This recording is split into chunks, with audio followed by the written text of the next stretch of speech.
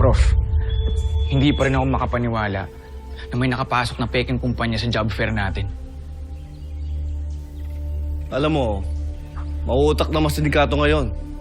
Marami sa kanila involved sa iba't ibang klaseng scam at kailangan nila na magaling sa computer. Tulad ni Sunshine. Ginagamit pa nila mga legitimate institution katulad ng school natin para sa criminal activities nila. Sana mahanap na si Sunshine. May tiwala ako sa firewall. Prof, pag may narinig ka kina Isa, balitahan mo agad ako. Sige, mauna na ako. May meeting pa ako.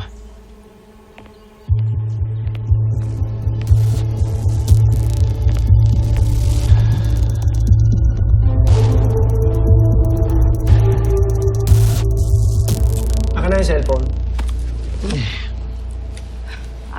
Ayaw talaga mapakiusapan eh. Magsalita. Ano? Nakalak! Teka, halika. Tayo, tayo! Tigas ka! Tigas mo talaga ha? Dito po yung mata. That one. Ha? Hindi na lang kasi sumunod eh. Gusto pang masaktan eh. Wala. Bakit mo minessage yung pangalan ng kumpanya, ha?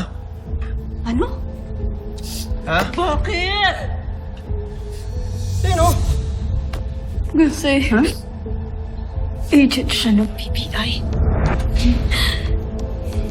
Kaya magtago na kayo. Kasi alam kong pupuntahan niya ako dito. Sira ulo ka! Papahamak mo pa kami. Papahamak mo kami.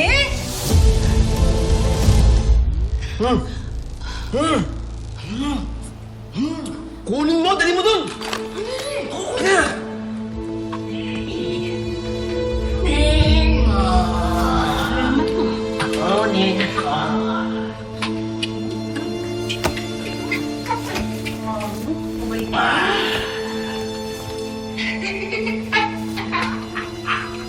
Ano nangyayari?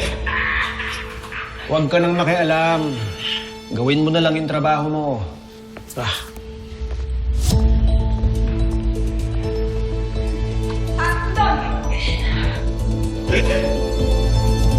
Umalis ka na. Bago ka pa nila makita. Pero... Sige na. Ano, kuya? Umalis ka na sabi!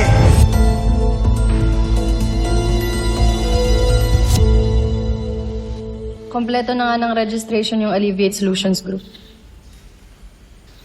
Pero tignan mo, tignan mo yung seal. Gumagamit ang lasso tool eh.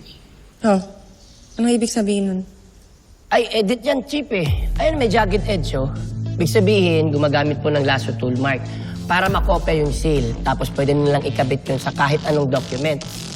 Pero tingnan mo, ang pangit ang pagkagawa. Tamad eh. Ako yan, mas flawless yan, mas malinaw. Talaga hindi mo makikita yung pagka-edit. So, ibig sabihin pa kayo yung papeles. Totoo iba yung address? I mean, let's not waste our time. Obvious naman na peke talaga yan. O pwede na natin gamitin yan para magsampa ng kaso. Track na natin yung cellphone ng utol ko. Ako nakakausap sa telco. Para mas official at mabilis silang kumilos.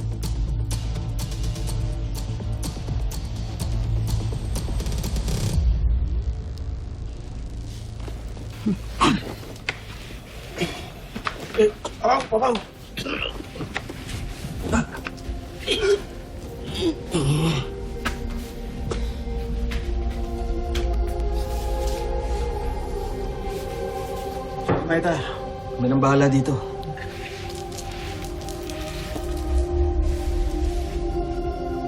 Anong gagawin natin?